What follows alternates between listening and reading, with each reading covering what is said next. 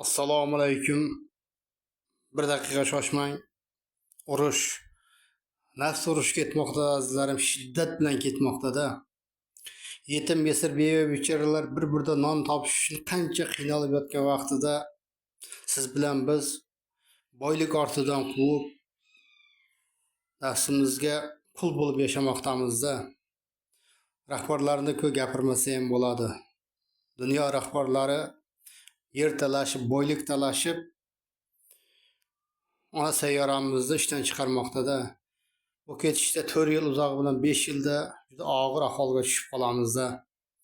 Bu rahbarlarga havas emas, nafrat bilan ko'zi bilan qaraylikda azizlarim. Alloh bizlarni bu holda tashlab qo'ymaydi. Tovon to'latadi.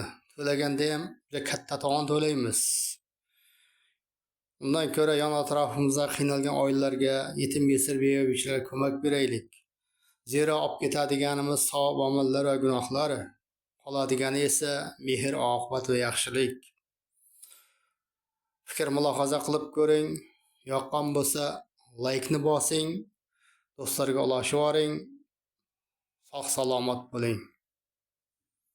Har kim ekkanini o'radi. Buni ham unutmang.